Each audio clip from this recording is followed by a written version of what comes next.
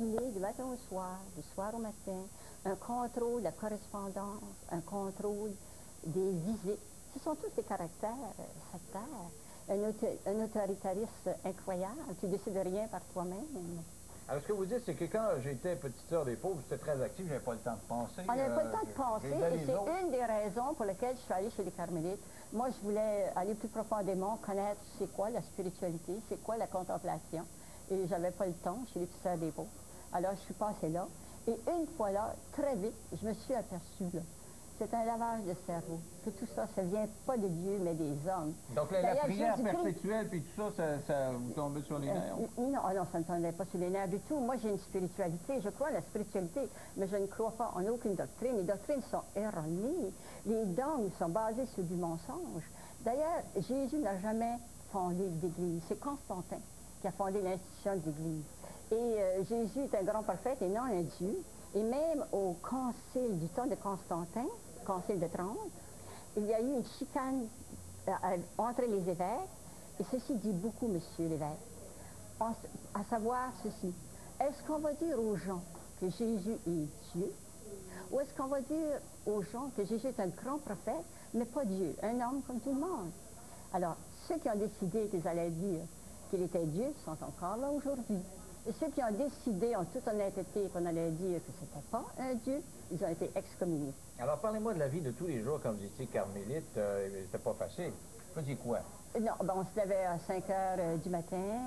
C'est la prière, beaucoup de prières, de lecture et des travaux manuels, comme dans toute maison. Le lavage, le repassage, la fabrication des hosties, la cuisine. Et vous racontez qu'il y avait des châtiments, là, quand on ah, ne oui, pouvait oui, pas se oui, oui, oui. Vraiment, là, des pénitences absurdes. On se donnait la discipline, comme on montre dans Vinci Code. On avait un fouet que les religieuses fabriquent elles-mêmes. Ils mettent des nœuds, ils mettent de la cire pour que ça prenne davantage. Les hommes, les religieuses, flagellent ici, et les femmes, ici, les fesses, quoi. Vous avez fait ça vous-même? Ben oui, une fois par semaine, tous les vendredis, pendant la récitation que la supérieure faisait du Miserere, le Seigneur prend pitié de nous, hein, car nous sommes des pécheurs. Mais c'était une auto-punition, ça vous... Mais c'est-à-dire, on n'avait pas de choix, ça fait partie du règlement. Hein. Okay. Et voyez-vous, moi, dans mon livre Au-delà de la religion, je dénonce ces choses. Mais je dénonce pas pour dénoncer. Je dénonce pour que ça change, pour que ça s'améliore. Parce que ce sera encore comme ça chez les Carmélites. Bon, ben voilà ce que... Voici. Monsieur l'évêque, il y a 3 ans seulement, il y a une religieuse cloître et bénédictine de Mont-Laurier qui est sortie, qui s'appelle Madame Chantal Benoît, elle est à Québec, qui a lu mon livre Femme après le cloître. Elle dit, Madame Richard, j'en ai pleuré, j'en reviens pas. Elle dit, c'est comme ça encore aujourd'hui, je viens de le vivre. Et elle est sortie de là malade, on ne voulait pas la soigner. Moi, je suis sortie de là, de cette tuberculose. Comment ça, on ne voulait pas vous soigner? Moi non plus, je n'aurais pas été soignée si ce n'avait été que ma sœur est médecin. Puis j'ai un frère avocat. On a eu peur, parce qu'on a dit sa famille. Il y a un avocat, là, peut-être qu'ils viendront contre nous si elle n'est pas soignée. Sans quoi, moi, je serais morte. Alors pourquoi ils ne soignent pas? C'est contre la doctrine? Ou pourquoi ils ne soignent pas? C'est difficile à dire, là. Les règlements, c'est des règlements très austères. Mais vous voyez, par exemple, Sainte Thérèse d'Enfant Jésus. Bon, elle est canonisée. On dit qu'elle est la gloire de l'Église. On les présente comme ça. Alors, moi, je dis aux évêques, c'est une honte d'avoir laissé une jeune de 24 ans mourir de froid et de jeûne par la tuberculose. Et on va s'en faire une gloire. Alors, donc, vous avez pensé beaucoup à ça pendant un certain nombre d'années, mais vous avez aussi une aventure avec un évêque. Oui, après que je suis sortie de communauté, là, j'étais libre, j'étais laïque. Alors, vous étiez encore attiré par la J'étais laïque, oui, parce qu'à ce moment-là, moi, je donnais des sessions de spiritualité. Comme j'ai dit, la doctrine et la spiritualité, c'est 2 choses bien différentes. Je l'explique d'ailleurs dans mon dernier livre, L'essence de la vie. Oui, alors évidemment, je fréquentais ce milieu-là, j'étais dans ce milieu-là, et cet évêque-là, j'ai eu à faire de l'animation lors de ses conférences à lui. Moi, j'étais animatrice de pastorat, de catéchèse, et ça a commencé par une très grande amitié, et ensuite, ça a été vraiment, on a vécu quelques années une expérience d'amour, d'amour charnel, d'amour sexuel, et on a fait des démarches pour s'en aller aux États-Unis, passer chez les protestants pour pouvoir se marier, mais il est tombé gravement malade avant qu'on puisse le faire. Il est décédé. Maintenant, c'était l'amour. C'était de l'amour? Oui, oui, un vrai amour. Moi, je n'ai pas été violée, là. Moi, c'est un amour volontaire. Mais écoutez bien, M. Lévesque, ce que je vais vous dire. Le scandale n'est pas là où on pense. Écoutez, lorsque deux adultes réalisent qu'on leur a fait un lavage de cerveau, qu'il y a eu un abus de pouvoir, même de l'imposture, puisqu'on parle au nom de Dieu, les évêques, les papes, ils parlent au nom de Dieu, c'est Dieu qui veut ça, c'est de l'imposture. Alors, lorsqu'on réalise ça, là, on n'est plus tenu à nos promesses et nos engagements, de la même façon que dans le mariage, on dit que si un des deux ment avant le mariage est reconnu nul. Alors, pourquoi se scandaliser? Moi, je dis, on devrait plutôt applaudir et se réjouir de ce qu'on a vécu ça. Lui, ça l'a fait grandir comme homme, et moi aussi, ça Donc, m'a il se fait posait les mêmes questions femme. que vous, cet évêque-là. Ben oui, bien sûr. Et le scandale, là, je veux qu'on comprenne, là, n'est pas où on pense. Le scandale, il est justement que chez les autorités. Alors, avant d'aller là-dessus, j'aimerais qu'on finisse pour essayer de comprendre votre cheminement. oui, Là, vous aviez quel âge quand vous avez décidé de quitter les sœurs? Moi, je suis rentrée à 16 ans, puis je suis quittée à 34 ans. OK. Donc, pendant ces années-là, vous réfléchissez. Et qu'est-ce qui fait qu'un jour, vous allez jusqu'à dire, bon, ben, je demande de quitter, point final. Bon, c'est un cheminement de réflexion, si vous voulez, et d'événements. Comme par exemple, mon père et ma mère sont venus me voir au cloître. Ils me voyaient à travers une grille. Mon père sortait, il rentrait, il sortait. Mais j'ai dit, maman, qu'est-ce qu'il y a, papa? Bon, elle dit, je vais te le dire.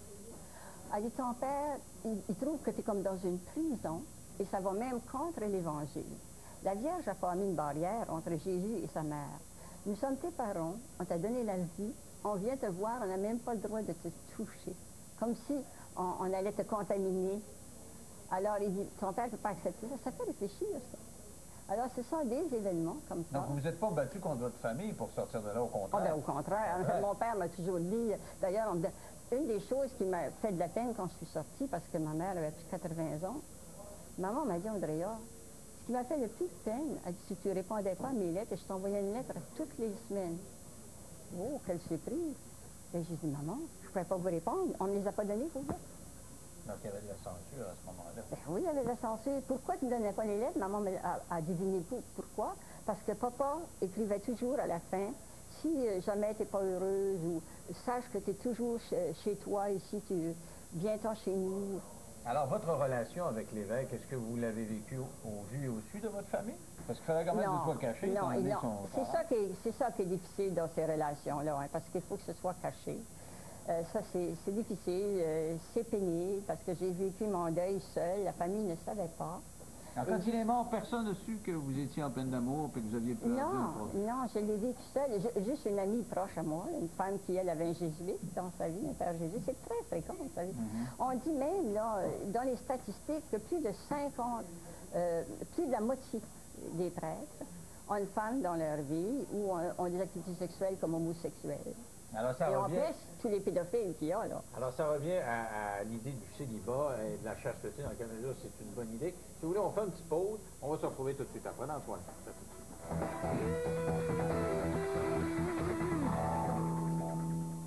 Le réseau Elle et lui, c'est le réseau de rencontre numéro 1 au Québec. Appelez dès maintenant et obtenez un forfait d'essai gratuit. Enregistrez votre annonce vocale et écoutez les milliers d'annonces de célibataires de votre région gratuitement.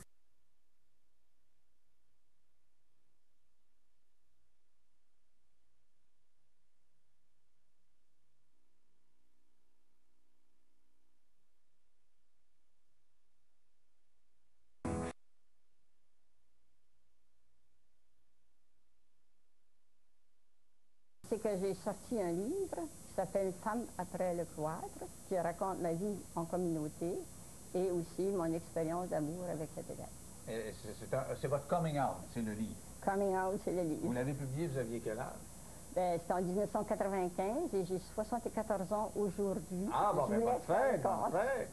Mais donc, ça veut dire que ça a pris du temps, là, ça a macéré là, avant que vous sortiez sur la place publique. Ah oui. Pourquoi? Ah bien, moi, ce qui m'a motivée à sortir mon livre, c'est pas ça. C'est qu'il y a eu, en 1994, une propagande. Le pape a nommé des prêtres, même à Québec, et des religieuses, pour recruter des vocations de prêtres et recruter des vocations de religieuses. Alors là, moi, ça m'a provoqué Je me suis dit, on ne peut pas laisser faire ça, il faut contrer ça. Et j'ai écrit mon livre un peu pour contrer ça, là. Parce que je ne voulais pas que d'autres jeunes se fassent prendre comme moi. Je me suis fait prendre, disons. Alors, vous avez Pour vécu... informer, éduquer. Vous avez vécu ça de l'intérieur. Et en plus de ça, vous avez été en amour avec un évêque.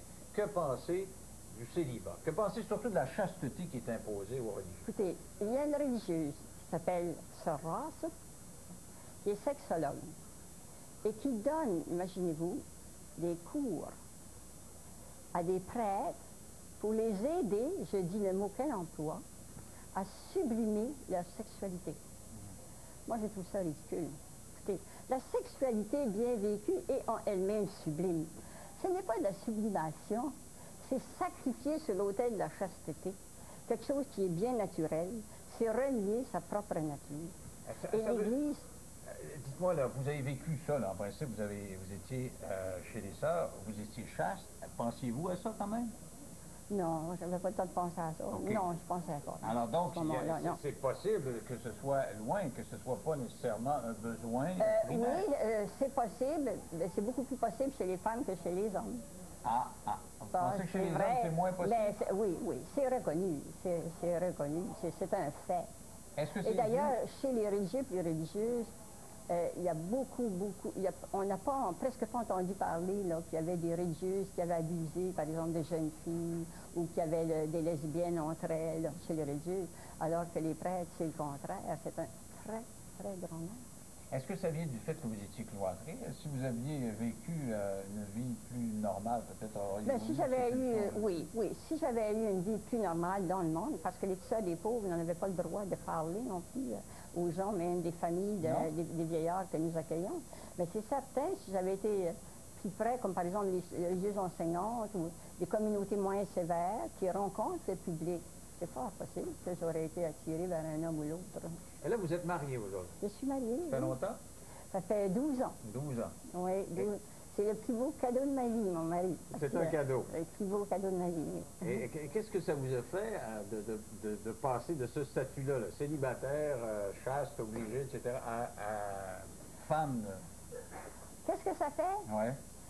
On découvre, voyez-vous, que dans les monastères, on dit on est heureux.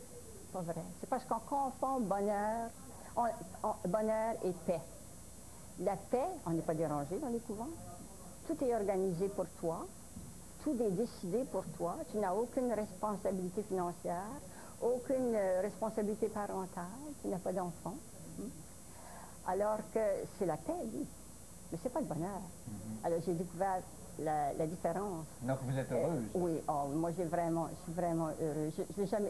Mes 12 dernières années sont les plus belles années de ma vie. Ah bon? Et mon mari m'a dit que lui aussi, c'est les plus belles années de sa vie, qu'il n'a jamais été aussi heureux. OK. Et lui aussi dans le milieu religieux? Pas du tout. Pas du tout? Non, lui, il n'a jamais été religieux. Savez-vous qu'est-ce qu'il m'a dit qui est vraiment amusant? Il dit, moi aussi, il y a un prêtre, lorsque j'avais 14 ans, qui m'a dit, bon Dieu t'appelle. Il dit, moi, sais-tu qu'est-ce que j'ai répondu? J'ai répondu, ah oui? Comment se fait-il qu'il ne m'en a pas parlé? Ben, vous lui direz qu'il vient de m'en parler. On verra. Alors, si vous voulez, on fait une pause de retour. On va parler de votre vie qui, éventuellement, sera portée au grand écran. Donc, on en parle en 3 minutes.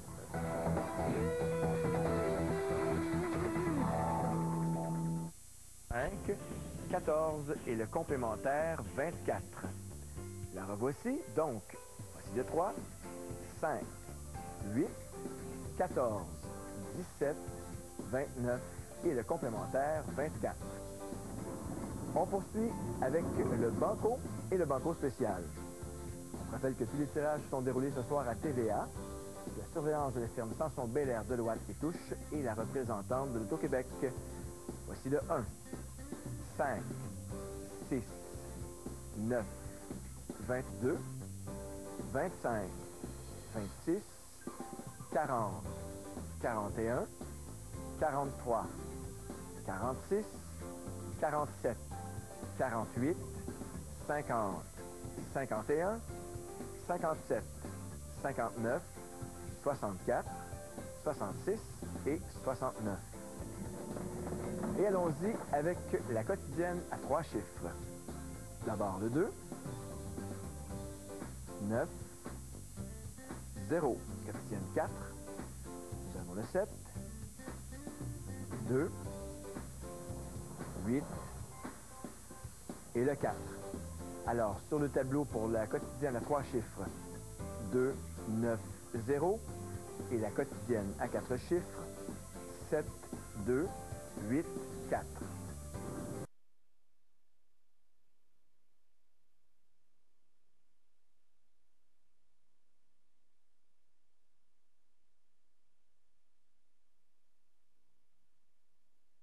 Grand écran. Qu'est-ce que c'est que ce projet? Mais oui, imaginez-vous que c'est toute une surprise pour moi. C'est qu'un photographe de Montréal est tombé sur mon lit par hasard, comme ça, femme après le cloître. Oh, ça, là, ça ferait un beau film. C'est unique comme histoire. Alors, il téléphone à M. Michel Nusse-Beaumer, qui est un scénariste et réalisateur en Suisse. Il lui dit, faut que tu lises ça. Il lit ça, puis le gars est, excusez l'expression, est pâmé. Et puis, il me téléphone, puis il dit, moi, je veux faire le scénario, acceptez-vous. Puis, j'ai déjà commencé, je vous envoie 2-3 chapitres. Alors, il m'envoie ça par Internet, et puis, c'est pas mieux. Puis ensuite, il est allé chercher Gérard Chouchon, qui est aussi un réalisateur et scénariste très connu à Paris, qui demeure à Paris d'ailleurs, et qui a travaillé à Arte, la grosse compagnie Arte. Alors, c'est ça.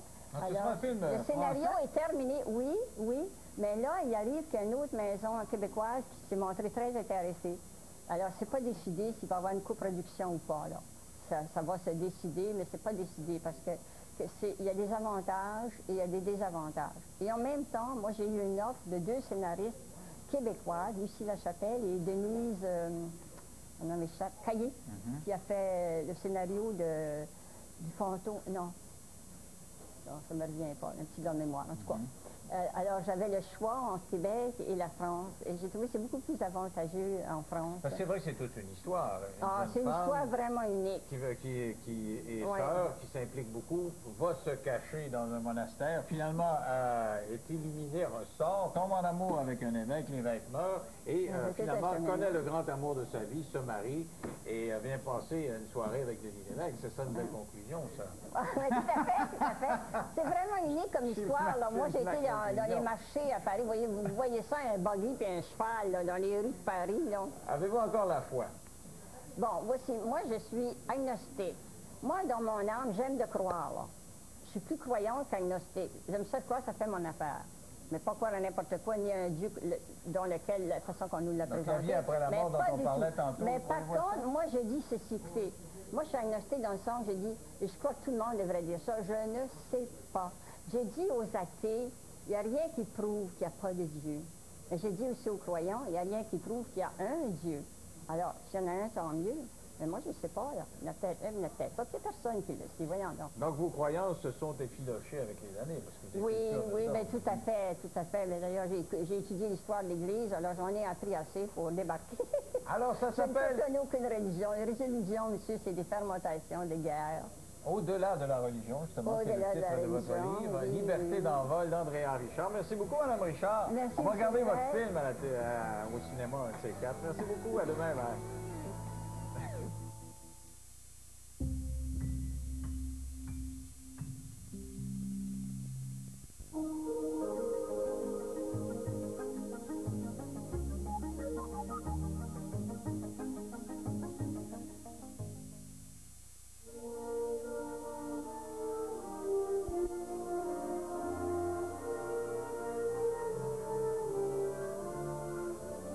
Bienvenue à l'université d'Ithaca. La voici, la voilà. Et c'est d'elle que nous allons parler.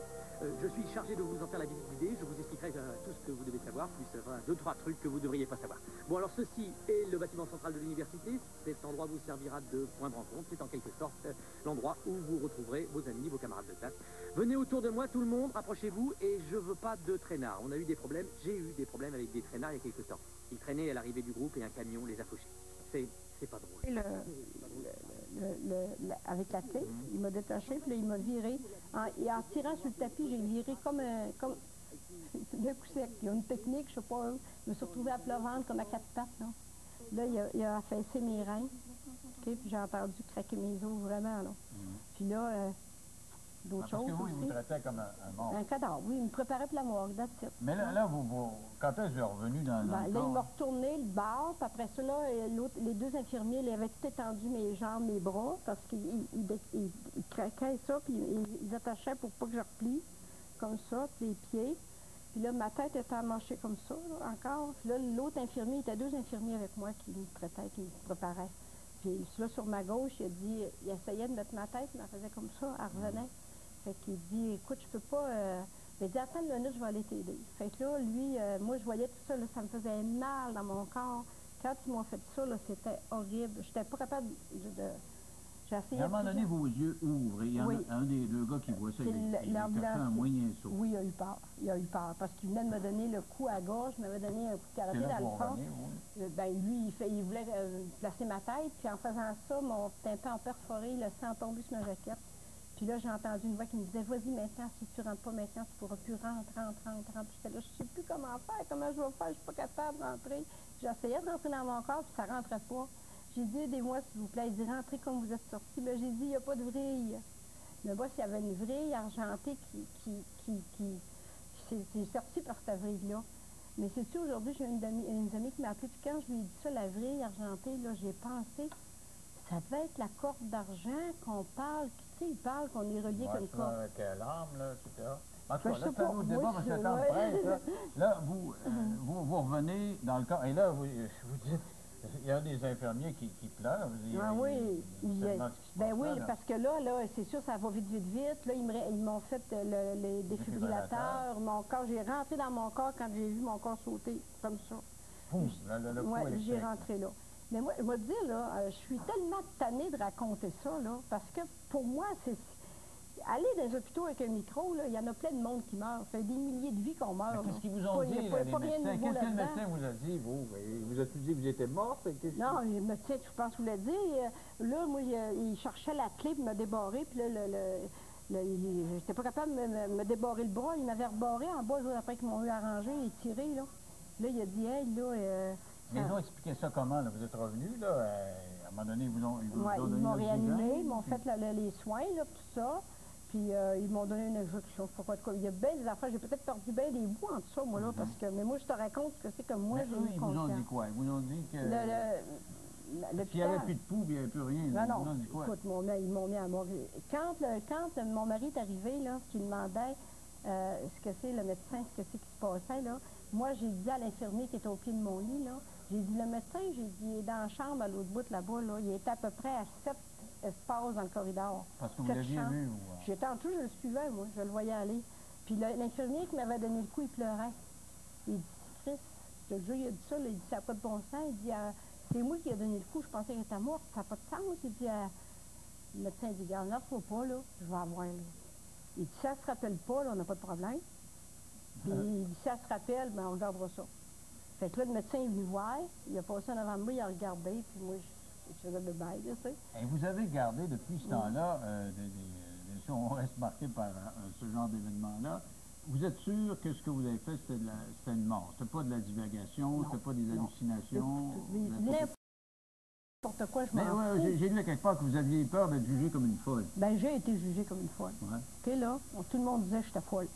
Et même moi, j'ai osé, à un moment donné, j'ai peut-être fait... C'est vrai qu'on peut dire, fou, là. c'est fou, ça n'a pas d'allure, mais d'un autre côté, on peut dire que c'est vrai que vous étiez morte pendant 3 heures. Ouais. Hein? Il y a Mais je vais te personne qui dire une dormait affaire, sans OK, l'histoire. là?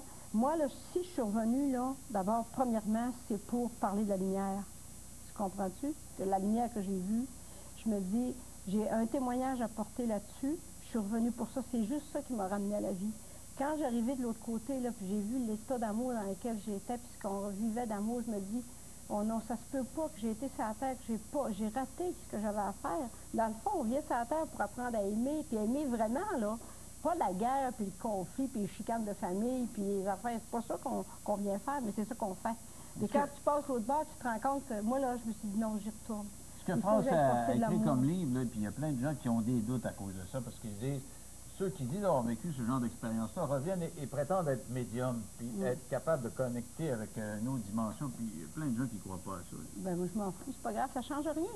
Tu comprends-tu? Quand tu fais des nuages, tu as beau dire à quelqu'un que le soleil est en arrière, s'il pense pas qu'il y a un soleil en arrière des nuages, qu'est-ce que tu peux faire? Alors, quelle faculté pas grave. ça vous a donné? Moi, je suis revenue avec le même état d'amour que j'ai ressenti quand j'étais dans la lumière. Je suis revenue témoigner de ça, mais je témoigne de ça dans une troisième dimension, quand j'ai été dans d'autres dimensions, que je ne sais même pas quelle dimension c'est, mais c'est une dimension d'amour et de lumière. Et pour revenir dans ton corps, quand tu as goûté à ça, là, c'est un déchirement. Mais en même temps, tu le fais par amour. Mais vous avez plus peur de la mort, d'abord? Non, ben non, tu ne peux pas avoir peur de la mort. La mort, c'est une illusion, vraiment une illusion. Alors, pourquoi vous dites non 3 fois si c'est si... J'ai pas dit non à la mort, j'ai dit oui à la vie. Et j'ai pas dit non à la mort. J'ai dit oui, je reviens dans cette dimension-là avec porter l'amour. Écoute, on a tout ça comme mission. C'est pour ce que tu penses qu'on vient faire sur la Terre. Veux-tu passer une vie à travailler comme des fous pour s'acheter une maison, pour s'acheter des chars, on est pogné des paiements, puis on ne peut plus lâcher de travailler parce qu'il faut payer nos affaires. Pensez-vous qu'on a tous ce choix-là quand on meurt, que tout le monde, on arrive à la croisée d'un chemin, puis on choisit... Il n'y a pas une personne, ça, je suis convaincue de ça, qui s'en va, qui décède sans avoir consenti. Écoute, la preuve, c'est qu'il y a des gens qui souffrent énormément longtemps avant de quitter. Donc, eux, ils disent, oui, ceux qui partent, là, c'est parce qu'ils ont dit, on est plus attirés par le bon qui s'en vient. Oui, c'est ça, exactement. Mais vous, le bon qui s'en venait, ça vous a pas attiré assez? Ben oui, ça m'attirait. Et mais vous aimez beaucoup votre mari pour être revenu pour lui? C'est pas pour l'amour pour mon mari que je suis revenue. Je suis revenue témoigner de l'amour tout court. L'amour, pour moi, c'est pas une question de possessivité ou de lien avec quelqu'un. Le seul lien qu'il y a, c'est l'amour. Point. Il n'y a pas d'autres attentes, c'est pas des attentes, ça n'a pas rapport avec ça. Êtes-vous heureuse? Parfaitement. Alors, ça s'appelle, parce que vous avez écrit un livre là-dessus, vous avez dit, c'est vrai que c'est compliqué à exprimer ce genre de choses-là. Bien, c'est ça, parce que tu es obligé de mettre des mots. Tu vis des choses qui n'ont pas de mots, parce que tu ressens les choses. Et là, tu descends, puis les gens veulent savoir ce que c'est que tu as vécu, mais il n'y a pas de mots.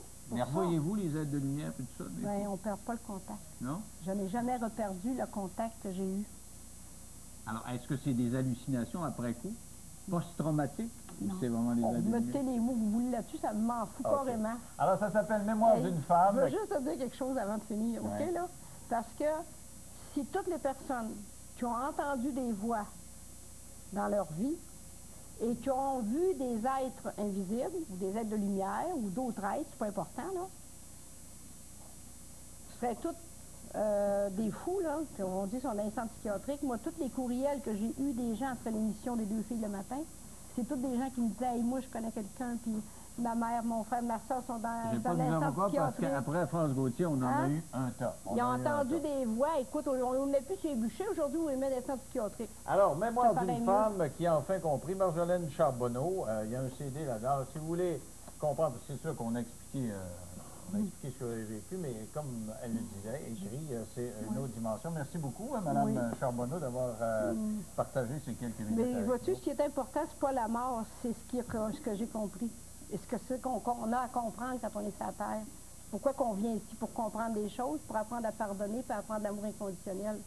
Mais c'est pas ça qu'on apprend. On est encore dans la guerre en Irak, dans la guerre alors là, partout. vous me lancez un gros débat. Merci beaucoup, Mme Charbonneau. Merci. Restez là. Merci à vous. Au retour, justement, on va parler avec quelqu'un qui croit ces grands principes-là, qui a été religieuse et qui s'est rendu compte que peut-être que dans la vie religieuse, c'est peut-être pas la façon la plus adéquate d'assumer ces principes-là. Après la pause.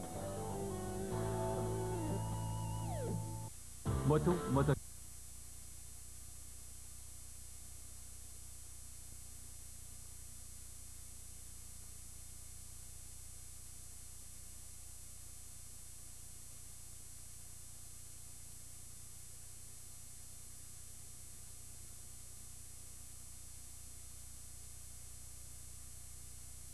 Événement qui serait possiblement arrivé cette nuit.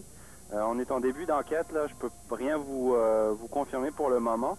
C'est effectivement le mausolée de Pierre-Elliott Trudeau qui aurait été profané au cours de la nuit. Il y a des inscriptions qui ont été faites à l'aide de la peinture. Ben, quel genre de graffiti? Ce serait des graffitis là, avec les lettres FLQ et également là, des mots là, comme traître qui seraient indiqués là, sur le mausolée. Bon. Pour le moment, est-ce que vous avez des suspects? Non, pour le moment, on est en début d'enquête. Là, on est sur les lieux. On a des témoins à rencontrer, là, mais pour le moment, il n'y a pas de suspect. Bon, merci infiniment. Merci. Beaucoup de colère ce matin chez les usagers du transport en commun de Toronto. Le réseau est complètement paralysé par une grève surprise déclenchée cette nuit par les 9000 chauffeurs et employés d'entretien de la Commission de transport de Toronto.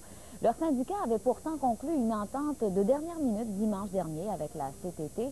Comment expliquer un tel revirement de situation? Les détails avec Philippe Leblanc. Les mécaniciens estiment qu'ils n'ont pas les garanties nécessaires dans cette entente de principe-là, qu'il n'y aura pas de sous-traitance, et aussi parce que certains chauffeurs estiment qu'ils n'ont pas suffisamment d'augmentation de salaire, même si l'entente de 3 ans leur garantissait des augmentations de 3 pour chacune des prochaines années. Et pourquoi y a-t-il une grève surprise qui a commencé à minuit in? Parce que le syndicat n'a pas respecté sa parole en disant, il avait dit la semaine dernière qu'il y aura un préavis de 48 heures avant la grève, sauf que lorsqu'ils ont donné un préavis de 48 heures la semaine dernière, les usagers mécontents harcelaient certains chauffeurs et donc le syndicat craignait pour la sécurité des chauffeurs et a décidé de ne pas donner de préavis. Donc ce qui explique cette grève un peu surprise qui a pris tout le monde.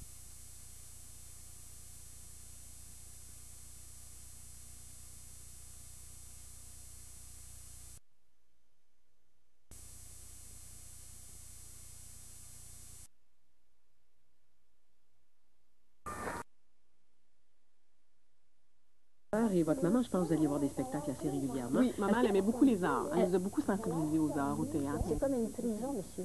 Nous sommes cédulés du matin au soir, du soir au matin. Un contrôle de la correspondance, un contrôle des visites. Ce sont tous des caractères un autoritarisme incroyable qui décide de rien par soi-même. Alors, ce que vous dites, c'est que quand j'étais petite sœur des pauvres, j'étais très active, je n'avais pas le temps de penser. On n'avait pas le temps de penser, et c'est une des raisons pour lesquelles je suis allée chez les Carmélites.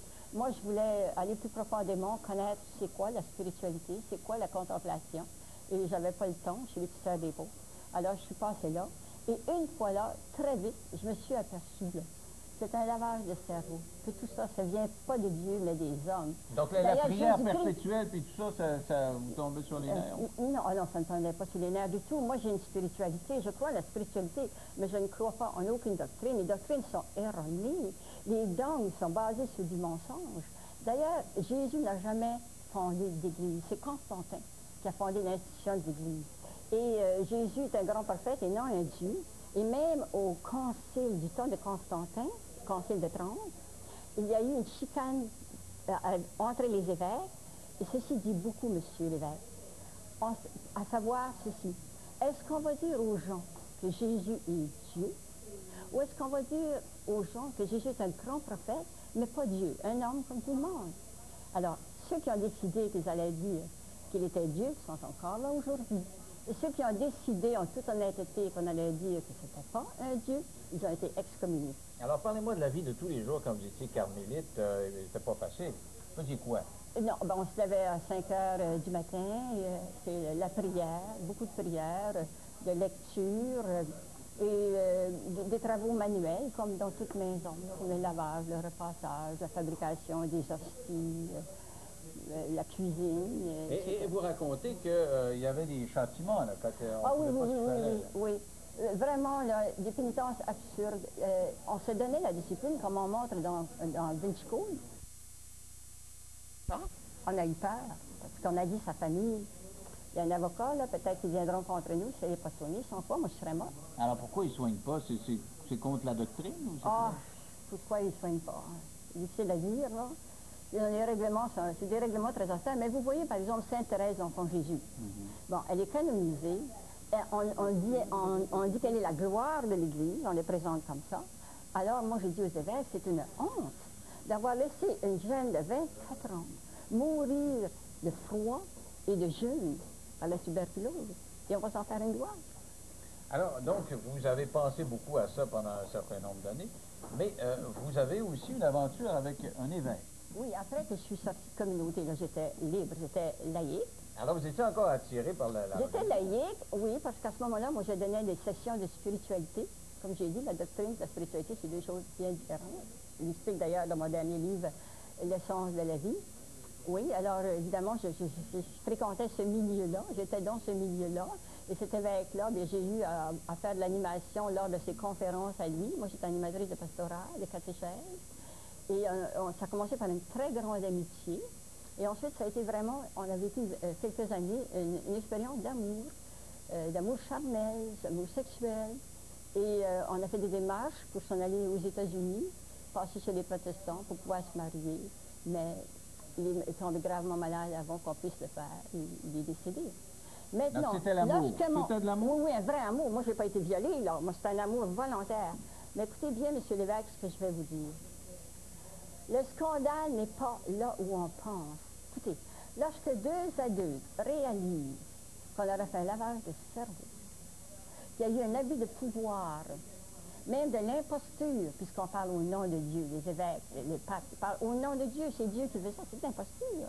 Alors, lorsqu'on réalise ça, là, on n'est plus tenu à nos promesses et nos engagements, de la même façon que dans le mariage, on dit que si un des deux ment avant le mariage est reconnu nul. Alors, pourquoi se scandaliser? Moi, je dis, on devrait plutôt applaudir et se réjouir de ce qu'on a vécu ça. Lui, ça l'a fait grandir comme homme, et moi aussi, ça m'a fait comme femme. Donc, il se posait les mêmes questions que vous, cet évêque-là.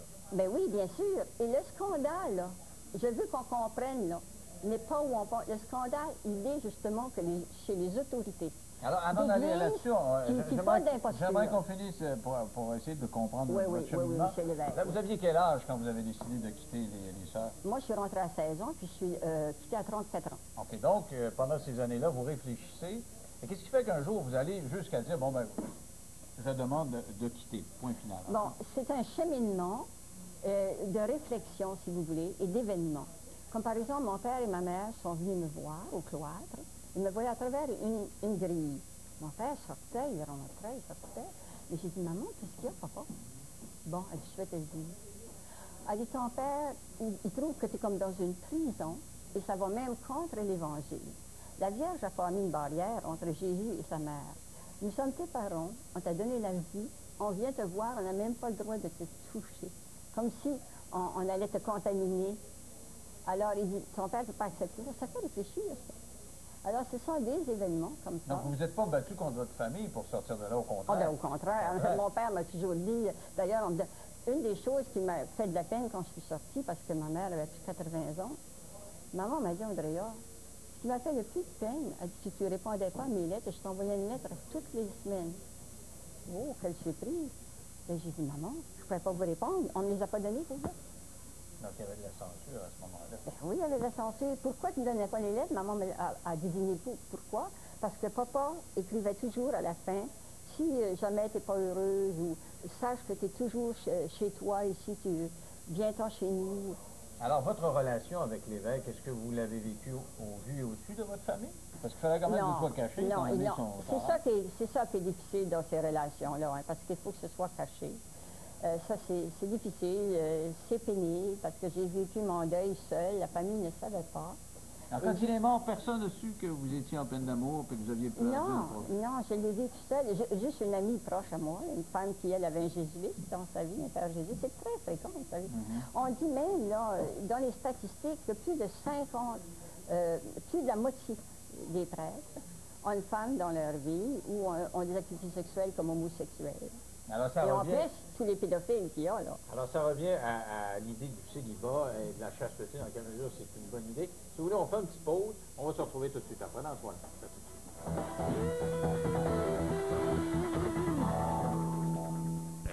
On l'a surveillé de très près, mais lui, il doit nécessairement chercher à créer de l'espace, à compléter des jeux. Et les Flyers, ce soir, l'ont bien surveillé. Et parlant du match numéro 3, il sera présenté lundi soir, 18h58, sur les ondes de RDS, en direct de Philadelphie.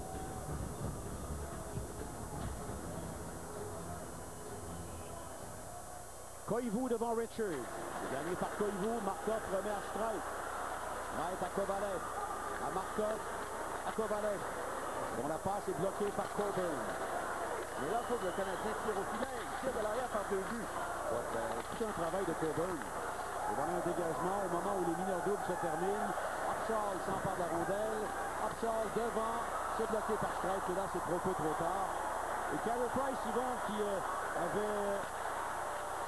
avait été à la hauteur après avoir connu une soirée ordinaire contre Boston, voudra certainement faire amende honorable lors du prochain match à Philadelphie. Bon, il sait très bien Carey Price, alors que Koivu s'adresse à l'opposé, ça se poursuit. Kostopoulos est là, lui est tout près.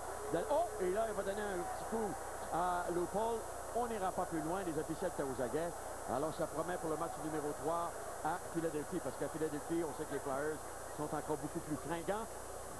Et le Canadien devra être très solide. Et le gardien de but Price, comme on l'a mentionné, tu mentionnais sa performance de jeudi lors du 6e match contre les Blues, Pierre? Oui, c'est ça.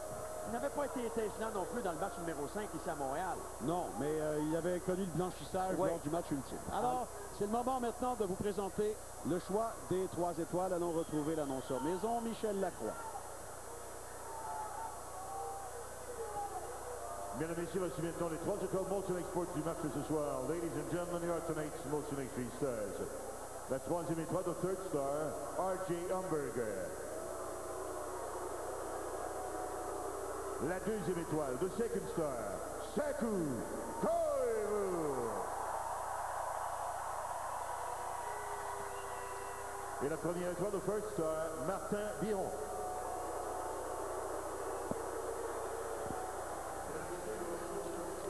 Alors, le choix des 3 étoiles, une présentation de Molsonex, fier commanditaire des Canadiens de Montréal.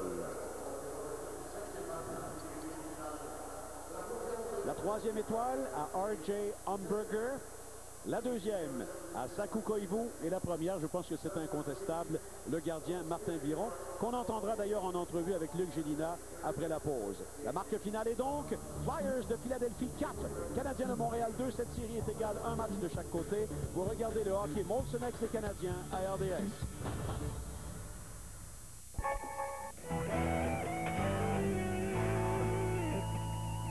Avec moi, Andrea Richard, qui a été sœur de 2 congrégations. Elle a été l'amoureuse d'un évêque et l'évêque est décédé. Personne ne l'a su.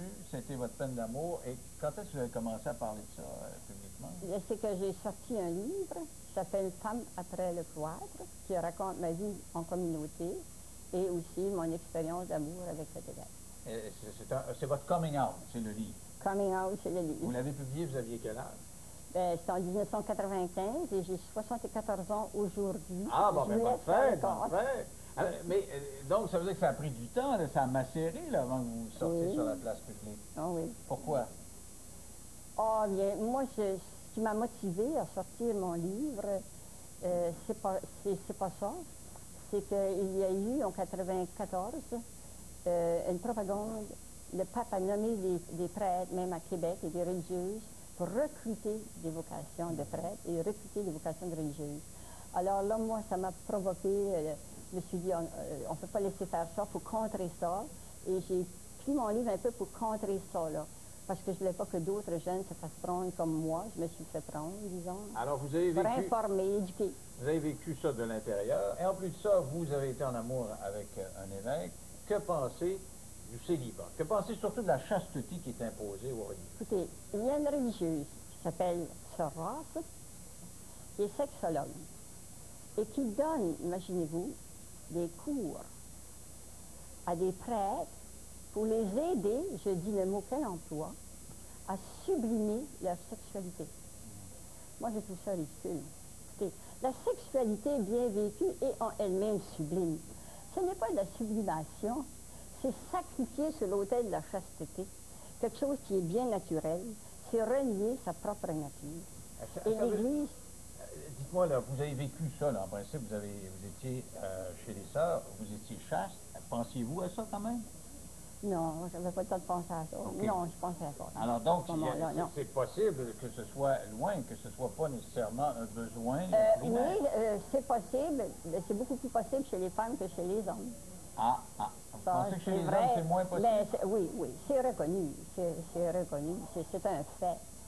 Et d'ailleurs, chez les religieux et les religieuses, il y a beaucoup, on n'a presque pas entendu parler qu'il y avait des religieuses qui avaient abusé, par exemple, des jeunes filles, ou qu'il y avait des lesbiennes entre elles chez les religieuses, alors que les prêtres, c'est le contraire. C'est un très, très grand nombre. Est-ce que ça vient du fait que vous étiez cloîtré? Si vous aviez vécu une vie plus normale, peut-être...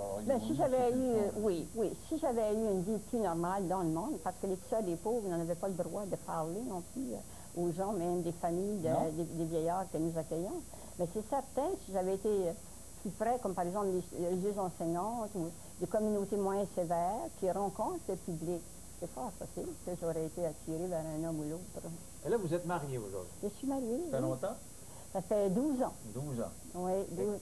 C'est le plus beau cadeau de ma vie, mon mari. C'est un cadeau. Le plus beau cadeau de ma vie. Et qu'est-ce que ça vous a fait de passer de ce statut-là, célibataire, chaste, obligé, etc., à femme? Qu'est-ce que ça fait? Oui. On découvre, voyez-vous, que dans les monastères, on dit on est heureux. C'est pas vrai. C'est parce qu'on confond bonheur, bonheur et paix. La paix, on n'est pas dérangé dans les couvents. Tout est organisé pour toi.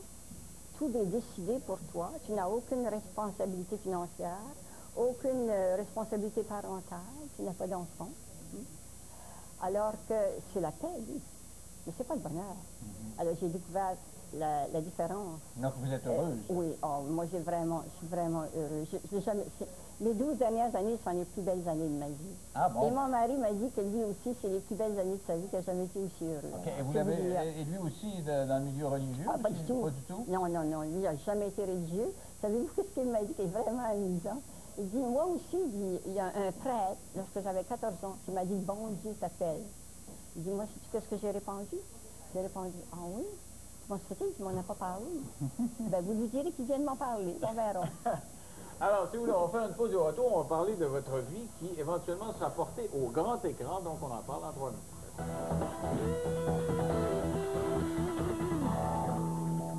Alors, on est arrivé chez nous, il n'y avait plus d'électricité, il y avait de l'eau dans le sous-sol jusqu'aux genoux, pratiquement.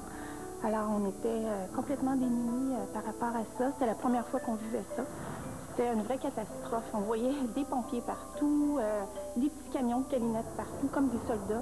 On a décidé d'appeler un compétiteur en disant « Calinette ne pourront pas desservir tout le monde comme ça ».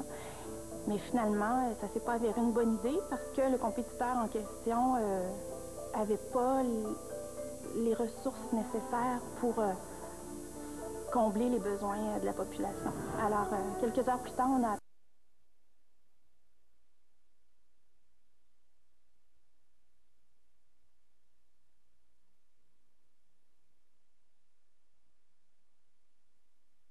pour moi, c'est qu'un photographe de Montréal est tombé sur mon lit par hasard, comme ça, femme après le cloître.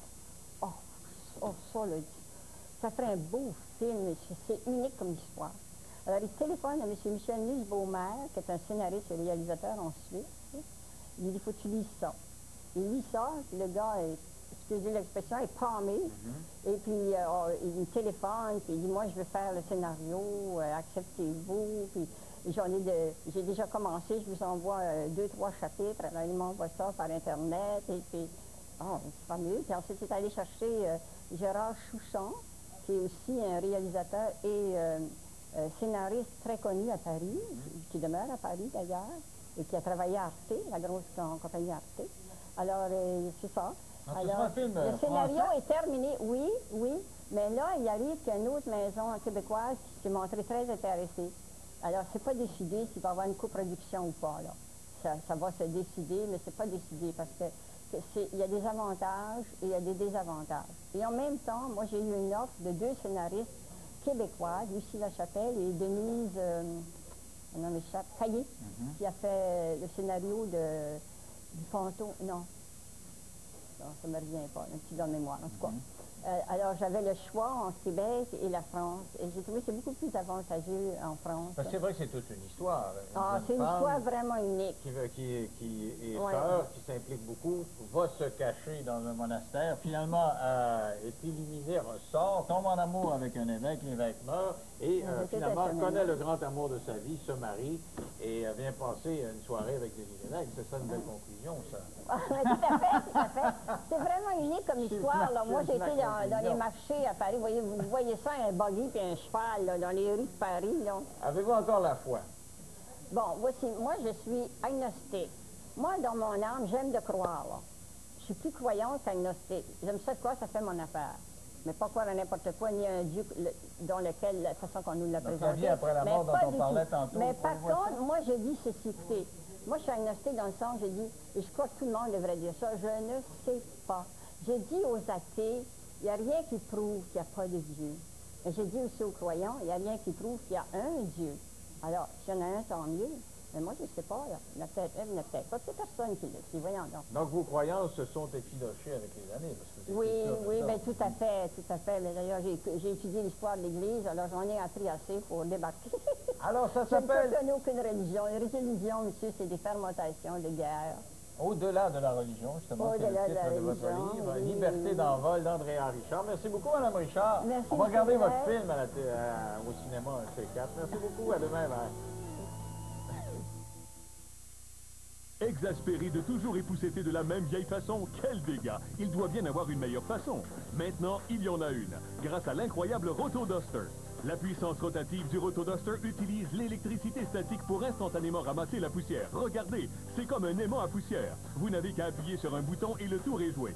Les anciens plumeaux ne font que répandre la poussière. Observez comment la charge statique du Rotoduster fait le travail à votre place. C'est la magie du Rotoduster. Le Rotoduster est pro-environnement. Alors dites au revoir aux produits chimiques nocifs et aux aérosols. Il est idéal pour les sorties d'air et de conduite. Époussetez vos stores et même votre délicate verrerie et vos meubles antiques en quelques secondes seulement. Et regardez bien ceci, il est idéal pour atteindre les lampes encastrées, les ventilateurs et les moulures de plafond. Il est parfait pour l'équipement électronique et vous permet même de rejoindre les endroits les plus restreints. Utilisez-le sur vos plantes et sur les feuilles. Rotoduster réduit le temps de nettoyage de moitié. Encore mieux, il se nettoie facilement et les enfants s'amuseront à faire l'époussetage. J'adore mon Rotoduster. C'est un charme. Je souffre d'arthrite et le Rotoduster rend le nettoyage facile à faire. Aujourd'hui, la puissance statique d'époussetage du léger et portatif Rotoduster peut être à vous pour seulement 19,95 $. Mais attendez, il y a beaucoup plus. Téléphonez maintenant et nous inclurons en body la tête nettoyante extra longue pour les endroits difficiles à atteindre, comme chandeliers, lampes sur rail et ces embarrassantes toiles d'araignée. En plus, nous inclurons la mini-tête à épousseter idéale pour les petits travaux, comme le tableau de bord de l'auto, votre équipement électronique ou le clavier de votre ordinateur. Ces deux têtes pourraient vous coûter plus de 40 $. Mais aujourd'hui, elles sont à vous gratuitement. Vous ne paierez que les frais de livraison additionnels. L'offre inclut la puissante unité de nettoyage Rotoduster ainsi que 3 différentes têtes de nettoyage. Une valeur de 60 $ pour seulement 19,95 $, plus les frais de livraison sur l'unité principale et les têtes boni. Satisfaction garantie ou argent remis, moins les frais de livraison. Téléphonez au numéro au bas de l'écran pour commander votre Rotoduster et demandez à nos téléphonistes comment vous procurer la boule d'extension en option. Téléphonez maintenant.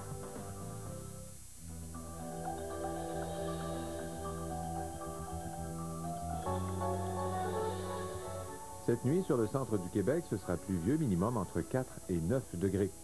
Le soleil sera de retour demain sur tous les secteurs, maximum entre 16 et 19. À l'est cette nuit, ciel variable presque partout, de la pluie à Québec, minimum de moins 7 à 6. 40 ans plus tard, plongé dans le tourbillon d'une année des plus mouvementées. 1968, au grand reportage, les 5 et 6 mai, 20h, sur RDI.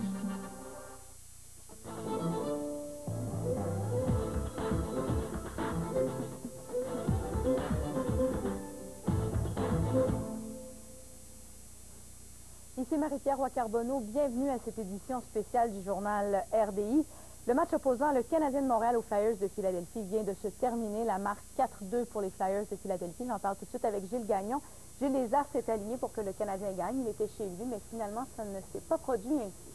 L'astrologie, la bonne fortune, la chance, ce sont des éléments qui reviennent souvent depuis le début de la série. On avait évoqué cet aspect pour justifier la première victoire du Canadien au premier match. Carbonneau n'était pas tellement d'accord avec ça. Il disait que la chance avait joué, oui, mais des deux côtés. Cette fois-là, d'un seul côté, a-t-elle dispensé ses sourires aux Flyers. Ryan O'Byrne était là en remplacement de Patrice Brisebois, blessé à une jambe. Il faut reconnaître que Carey Price a déjà mieux paru. Quelle tendance mauvaise a-t-il eu ce soir en première période de s'agenouiller beaucoup trop rapidement. R.J. Umberger en avait profité et toujours en première, c'est au tour de Jeff Carter de surprendre le Britanno-Colombien en grande génuflexion.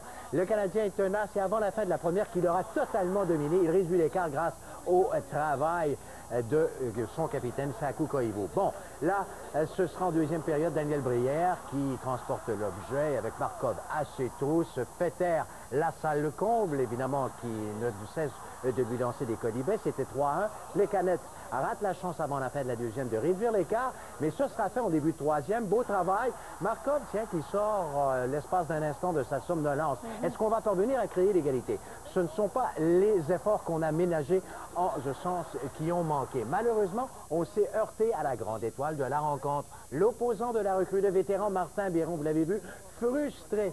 Et Chris Higgins qui en a mangé ou rongé au moins la moitié de son gant droit. Et c'est comme ça que ça allait se terminer en termes de chance pour le Canadien. Carey Price qui ne fait pas le poids devant Hamburger qui marque son deuxième but du match. C'est ce qu'on appelle le dernier clou. Les Flyers créent la parité, ce qui veut dire que désormais, ils ont maintenant l'avantage de ce qu'on appelle un autre facteur dont on parle régulièrement en séries éliminatoires, le 7e joueur. Oui, exactement. Et donc, ça va se passer dans 2 jours à Philadelphie. Dans 2 jours, lundi, le 4e match également aura lieu dans la ville de l'amour fraternel. On reviendra au Centre Bell samedi prochain pour retourner dès le lendemain pour le 6e match, qui n'est pas encore officiellement nécessaire, mais qui aurait lieu à Philadelphie si c'était le cas. On parle un petit peu plus tard. Merci beaucoup, Gilles. Au revoir.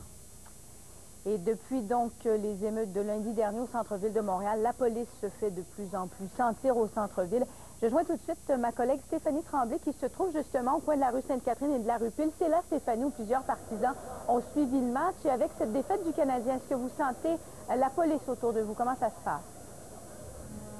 Bien, je vous dirais en commençant, c'est fou ce qu'une défaite du Canadien peut faire au centre-ville de Montréal. C'est beaucoup plus calme aujourd'hui que ça l'était jeudi, évidemment que ça l'était lundi, bien sûr.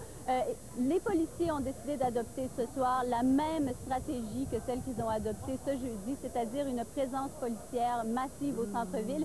Ils sont arrivés surtout après la première période. Et là, vous pouvez le voir là derrière moi, on voit véritablement des policiers sur chaque coin de rue, 4 à 5 policiers par coin de rue. Ils sont casqués. Ils sont vraiment en mode observation en ce moment parce que c'est très, très calme en ce moment. On a vu des policiers aussi qui circulent à vélo dans les rues de la ville, dans les rues du centre-ville. On a aussi vu l'hélicoptère de la GRC qui circule au-dessus de nos têtes. Et donc, mais voilà, pour l'instant, ça se passe relativement très, très bien. Les gens commencent à quitter le Centre Bell. Ça se passe de manière très, très calme. Et donc, les gens déambulent sur la rue. On entend beaucoup moins de cris de joie que ceux qu'on entendait ce jeudi. On entend beaucoup moins de voitures qui klaxonnent. Mais voilà, quand même, les gens continuent de garder l'esprit et se disent que quand même, ce soir, c'est quand même pas une victoire, une défaite qui était décisive. Effectivement, ça se déroule tranquillement d'après ce qu'on peut voir sur les images. Stéphanie, parlez-nous maintenant des commerçants qui ont été échaudés, bien sûr. Est-ce qu'ils ont, eux aussi, changé leur stratégie depuis les événements de lundi? Et voilà, on a parlé à plusieurs commerçants sur la rue Sainte-Catherine, mais aussi sur les rues avoisinantes. Sur la rue Pile, on a parlé à un gérant dans un bar qui nous disait que ce soir, il a engagé un agent de sécurité supplémentaire pour s'assurer que ça se passe bien à l'intérieur de son établissement. Sur la rue Sainte-Catherine, plusieurs des commerçants à qui on a parlé nous disaient qu'en fait, avec la présence policière accrue, ils n'ont pas senti le besoin d'engager eux-mêmes des agents de sécurité ou d'augmenter, si vous voulez, de prendre des précautions supplémentaires. Je vous propose d'ailleurs d'écouter le gérant d'un des restaurants qui est situé sur la rue Sainte-Catherine. Depuis lundi, on voit plus de policiers, on voit plus, on est quand même pas mal plus confortable que lundi. Je pense pas qu'il était prêt pour lundi, mais maintenant on voit que c'est mieux. Puis on n'a rien fait de spécial en plus. Donc voilà, donc vous voyez, ils n'ont rien fait de spécial. Eh bien, ce soir, j'imagine que l'issue du match et la façon dont ça se passe en ce moment au centre-ville, ça leur donne raison. Et donc voilà, jusqu'à maintenant, tout se passe bien ici. Bon, alors tant mieux. Alors je vous remercie beaucoup, Stéphanie. On se retrouvera un petit peu plus tard. Au revoir. Au revoir. Après donc cette défaite du Canadien, les amateurs de hockey empruntent, eux... Belgique. Est-ce que vous êtes déçus? Non. Content avec l'intensité des Canadiens, mais Price un peu faible. Mais ça lui fera une partie comme ça pour revenir plus fort encore pour les 2 prochaines. On a bien joué, on a eu de l'action, c'était le fun. Rien le score final qui est plat. Ouais, c'est trop tard, il a commencé trop tard, 3e, c'est ça qui est arrivé. Là. Ben, on va gagner la série exactement, comme vient de dire, on va gagner la série, c'est sûr. Il joue meilleur que Philadelphie. Ouais, je suis triste. Ils ont mérité, ils ont bien joué à la 3e, ça va un bon match, puis c'est ça. comme vous l'avez entendu, hein, toujours aussi positif, les partisans du Canadien, malgré cette défaite, convaincus que le Canadien va remporter cette série. Une série qui est maintenant égale 1-1, donc le Canadien va s'envoler pour Philadelphie pour les 2 prochains matchs, mais n'aura d'autre choix que de revenir à Montréal et de rejouer devant ses partisans. Alors des partisans qui ont bien le droit d'avoir tous les espoirs permis. Merci Nancy, à plus tard. Au revoir. Au revoir. Maintenant, les employés syndiqués de TQS tentent le tout pour sauver le service des nouvelles de la station. Ils refusent l'abolition du service de l'information, réunis aujourd'hui en assemblée spéciale à Trois-Rivières. Les employés...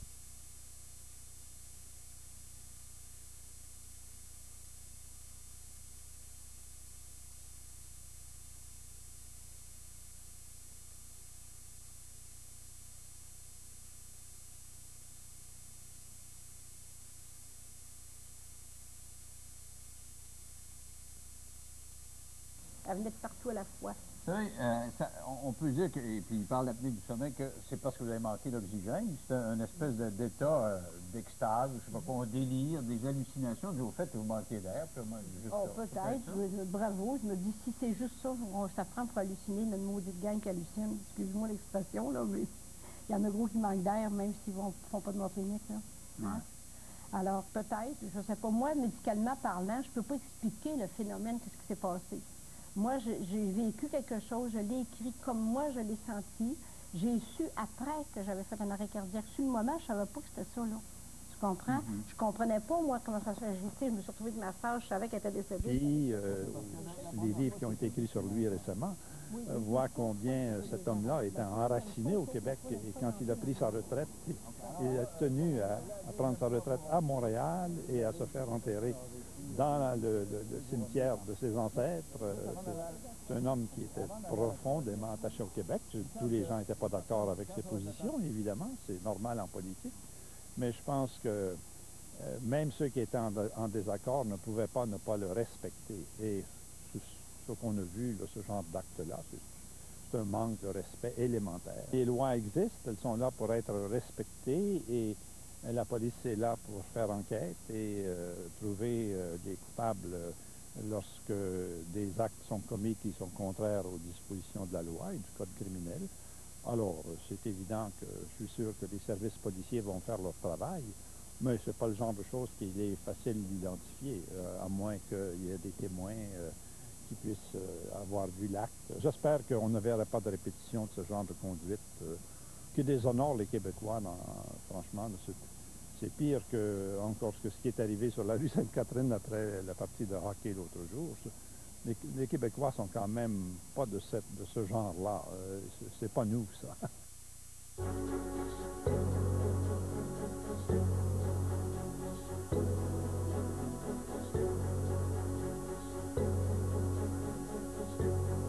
Ce lundi, pour pratiquer au Québec, les médecins étrangers rencontrent tellement d'obstacles que plusieurs abandonnent. Ça continue comme ça, là, je pense qu'on va devoir quitter le pays. Pourtant, il existe une...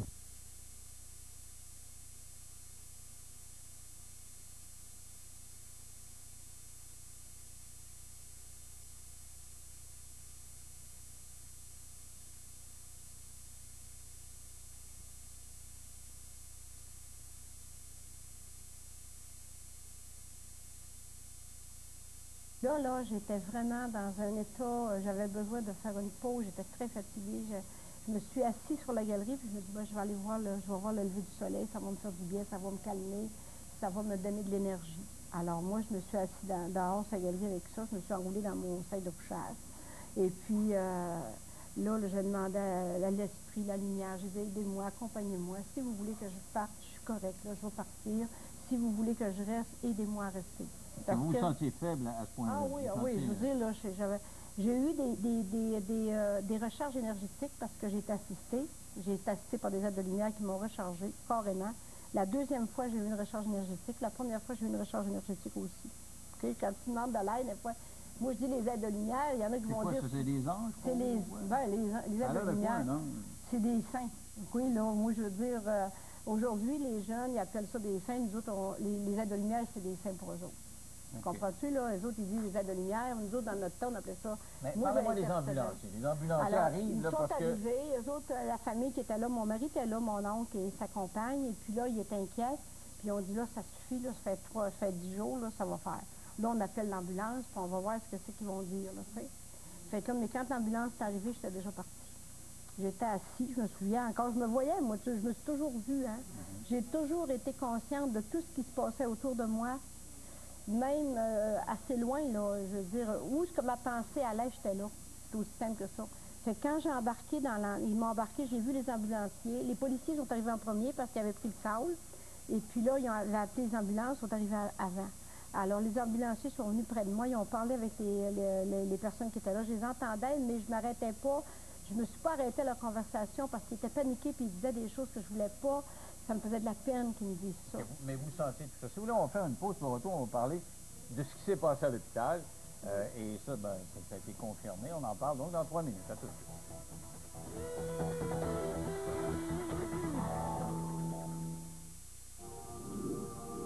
Vous pouvez choisir d'éviter les risques, aspirer à vous fondre dans la foule. Vous pouvez vous camoufler partout, tout le temps. Et vous pouvez croire qu'il y a toujours quelqu'un qui...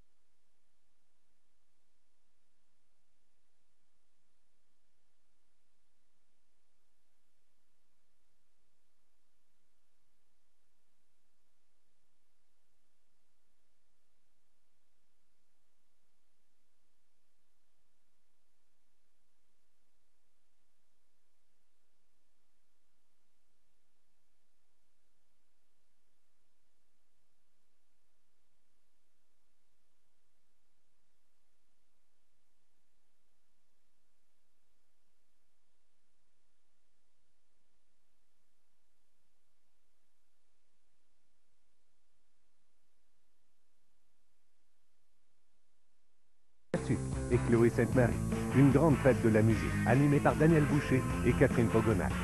L'autre gala de la disque, lundi 21h, sur Arte TV. Dimanche à Théma, l'univers virtuel. Les jeux vidéo sont-ils nocifs aux enfants? Le documentaire Pixel Room tente de répondre à la difficile question et explore les perspectives étonnantes de ces réalités intangibles. Puis, l'image virtuelle démontre une fois de plus ses pouvoirs thérapeutiques dans des images qui soignent. La guérison est maintenant à portée de casque. L'univers virtuel à Théma, dimanche 20h30.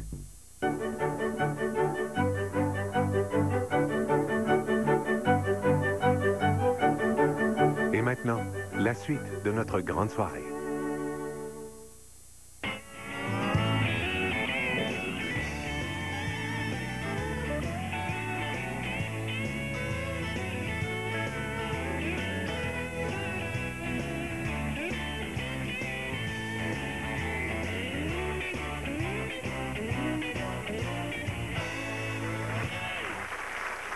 Salut, mon Bombé! Comment ça va, père? Ça va très bien, mais toi, comment ça va? Fatigué un peu? Qu'est-ce qui arrive, donc? Ça paraît-tu, fatigué? Non, pas vraiment, mais... Non, je le suis fatigué. Tu l'es fatigué? Arrivé en avion hier soir, de Montréal. Ouais. Et puis, on s'en était à l'hôtel quand on est arrivé à Moncton. Ouais. J'ai été me coucher de suite, j'étais fatigué. Ouais. Il y a une demoiselle qui a frappé à ma porte de chambre toute la nuit. Arrête donc! À coups de pied, à coups de poing. Moi, je dorme dans ce temps-là. Finalement, à 5h30 le matin, je me suis levé puis je l'ai laissé sortir. Ben oui, mais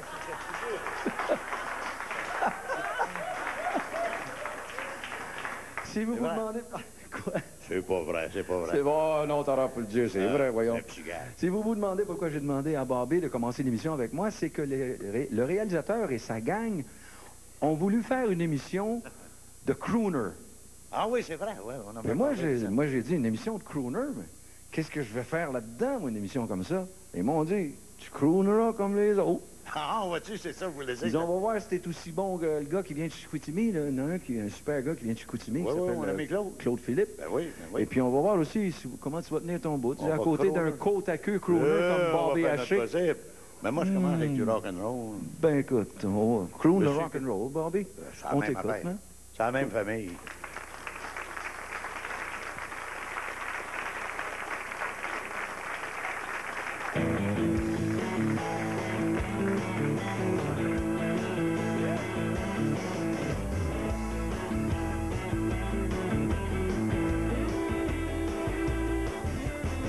On se souvient du rock'n'roll, on n'oublie pas le rock'n'roll.